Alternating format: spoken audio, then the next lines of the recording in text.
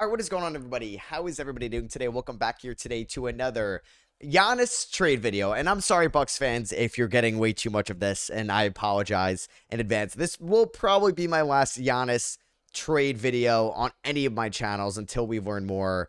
Besides one rebuild that I think I have out this weekend with me dreaming about Giannis on the Knicks. But today we are going to ESPN's article here of basically 5 Giannis trade ideas that would shake up the title race this season.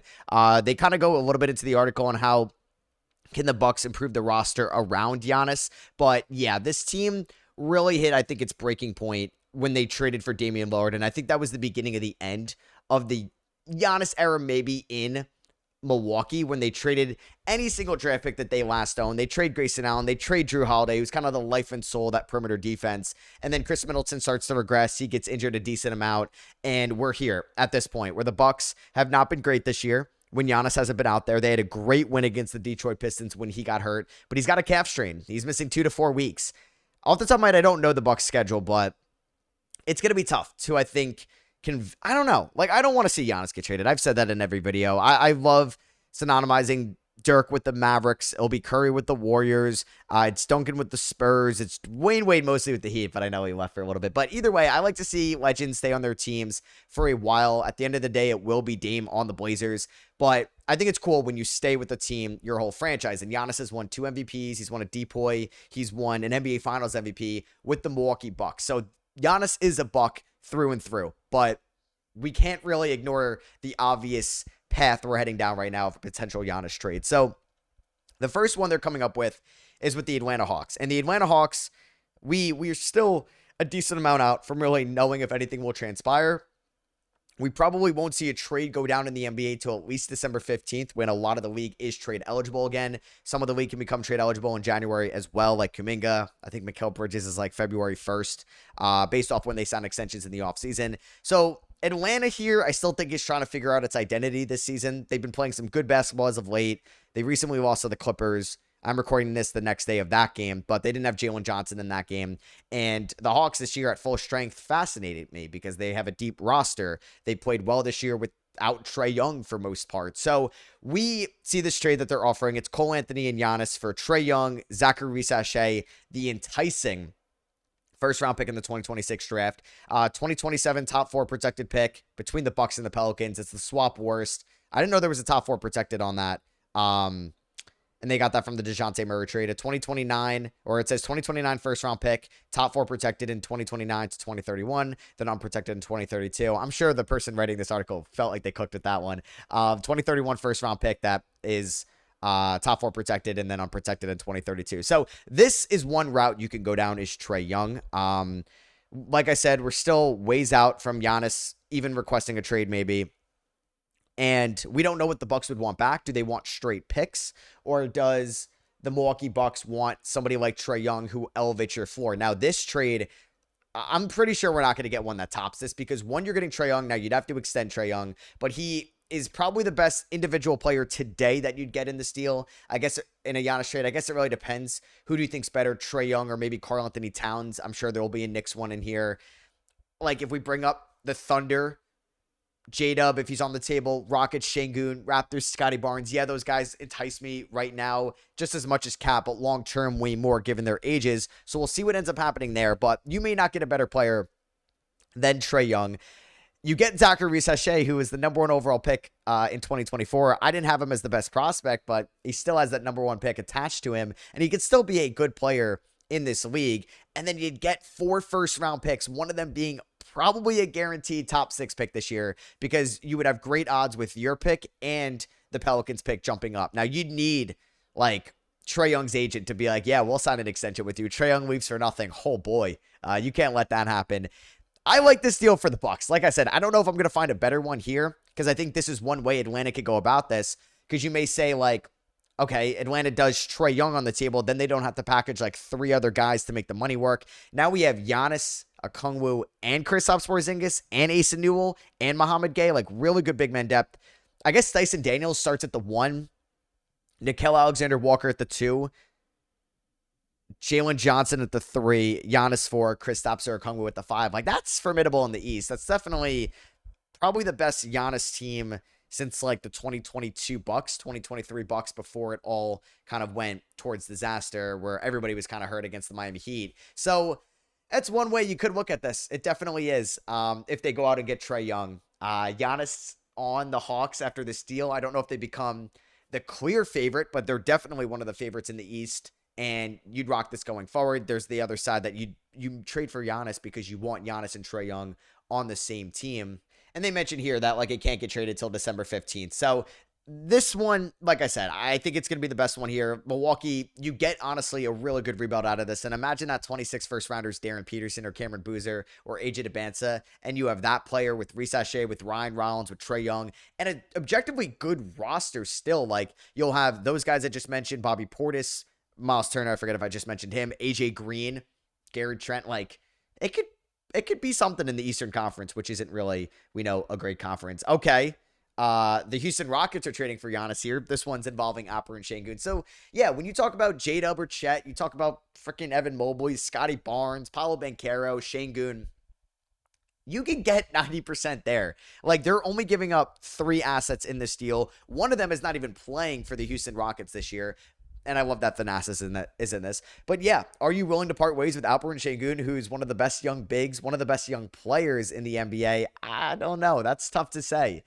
Giannis, I mean, I guess we're trying to think about what the optimal lineup looks like. It's probably Reed Shepherd at the 1, Amen Thompson at the 2, Giannis at the 5 or 4 with like Steven Adams and Kevin Durant, and then you have like Tari Eason, so you could play Eason at the 3, or you could play, I guess, Jabari at the 3, Kevin Durant at the 4, Giannis at the 5. It's good. I think if I'm Houston, though, I'm staying away from Giannis unless I could. Oh, but dude, if you're Houston and trade for Giannis, it's obviously like every pick you own. If you want to keep Şengün, it's got to be Fred VanVleet. He's got to waive the no trade clause. And then it has to be like Jabari Smith Jr.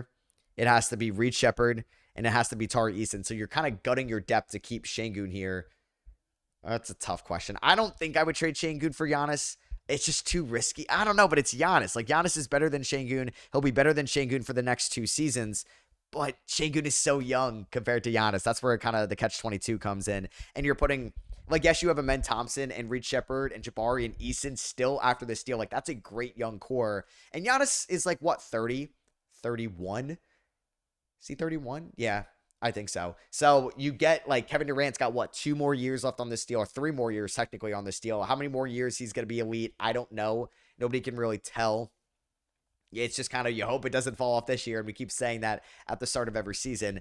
But yeah, you can make a run for your money with OKC, but would you rather, like, say we want to win against OKC and put all our eggs in the basket this season, or do you see just how this team matches up against OKC in the playoffs, and then you kind of reassess everything in the offseason going forward? Because the Rockets have some good draft capital. You have that 2027 unprotected Suns pick. Who knows how they'll be next year? Nobody really expected the Clippers to be this bad this year, and so nobody was really saying, oh, watch out for that Clippers pick the Thunder own. We really didn't start talking about it until the Clippers got off to a bad start. So, I mean, for Milwaukee, I haven't really talked about it for them. You get Şengün to build around going forward, and you would have Fred VanVleet next year. He probably opts in. Fred VanVleet will raise your floor. You don't own your first-round pick next year, so you want to be good. You build around Şengün going forward. He'll probably never peak as Giannis. Like, Giannis won back-to-back MVPs. He might be one of the greatest 15 players of all time. Like, I don't think we ever get there with Şengün, but he actually is a franchise player going forward that's a little bit younger than Trae Young.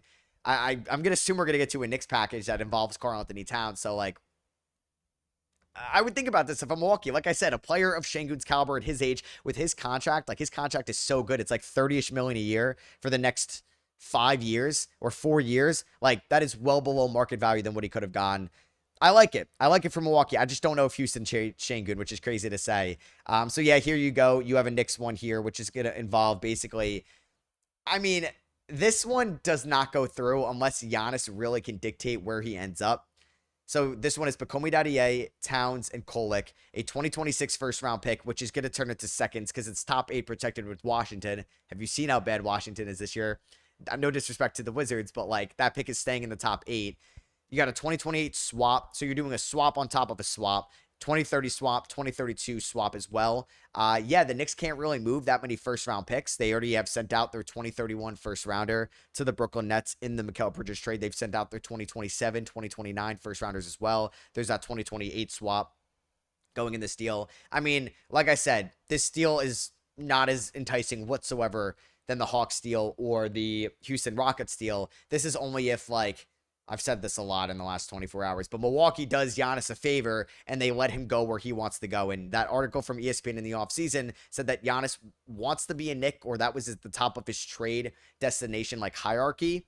So this would be it right here. It just really depends how this ends up looking, right? Like, I don't know. I think if you're looking at the better of the franchise, you can't allow Giannis to go where he wants to go. If the Portland Trailblazers, who I don't think is a preferred destination for Giannis, I don't know Giannis, but if they are giving you your picks back and a Godfather offer, I'm sending Giannis to Portland. I'm saying, Giannis, like, I'm sorry we couldn't win with you here. We tried. We went out and we traded for Kuzma last year. We waived and stretched Dame. We traded for Dame. We traded for Drew. We've given you max contract after max contract. Obviously, he deserves them. They've whiffed on a lot of decisions, for sure, on this roster. But I'm like, we've done all we can. We need to take the better, like, we need to just focus on the future of the Milwaukee Bucks without Giannis. And yes, this gives Giannis his wish. And yes, Karl-Anthony Towns is objectively a good player, but he's under the same contract as Giannis. He could be a free agent in 2027. This one, it feels like a light one for the Knicks, even in like a Knicks idea. I think if you do grant Giannis his wish, I'm expanding this deal and I'm swapping Kuzma for OG Anunoby or Mikal Bridges. I'm not doing this trade where it's Cat and then Pacomi Dadier and Tyler Kolek. I hope they work out in New York. I hope they turn into good players. I don't think they should be anything more worth than a second-round pick in this trade. That's what I'm equaling these players. Dadier might be up like the 40th overall pick I'd equal him to right now. Kolek probably the 50th overall pick in the draft. Like, Ryan Nembhard has shown way more as an undrafted guy than Kolek has had so far in his career, and Kolek was in a weaker class and Nembhard was in a stronger class. But yeah, this is a pretty bad offer objectively. This is only if Giannis says, like, I don't want to go anywhere else other than New York. I'm not signing an extension with anybody. And then, the agents get involved and there's a lot going on behind the scenes that we don't really know of. Yeah, they kind of like, they're saying that they would find a taker for Karl-Anthony Towns. Interesting. They mentioned the Portland Trailblazers.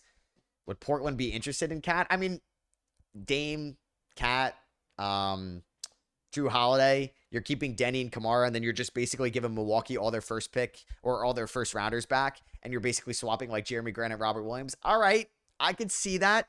Like, I could see that. I don't know if Portland would want to do that. Maybe they do. I mean, I'm trying to think about Klingon and Cat working.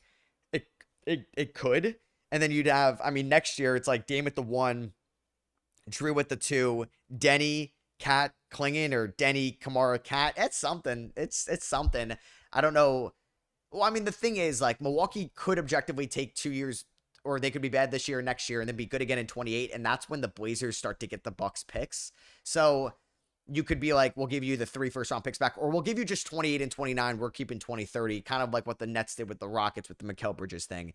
But that's an interesting idea. I haven't really thought of that, of them rerouting Cat somewhere else, and it would make sense for Portland to get their first-round picks back. This one, the Spurs are getting Giannis. I love this idea just because I've said this a lot also. I sound like a broken record, but you're never going to get Wemby maybe healthier than this point of his career, where he's at the youngest right now, or you're not getting him this cheap ever again. Like, the moment that Wemby becomes extension eligible this offseason, he's signing the rookie max, and that will kick in the 2028 season, and he's never going to play below like $40 million ever again. He's never going to play below 25% of your cap space ever again. So this is a time to go all in around Wemby on this deal, and you can have Wemby, Fox, Wemby, Fox, Giannis, Harper, because this trade involves Castle. And if I'm San Antonio, yeah, I'd prefer to move Stephon Castle over Dylan Harper. That's just my preference. Spurs fans could disagree.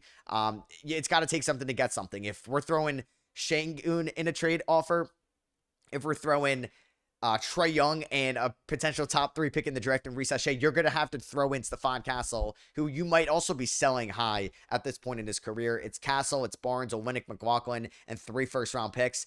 Honestly, I think this is a pretty crappy offer for Milwaukee as well, just because why do I care about the 2032 Spurs pick? You're going to have Wemby. You're going to have a really good team. Same with 2029. Maybe the 27 Hawks pick lucks into something.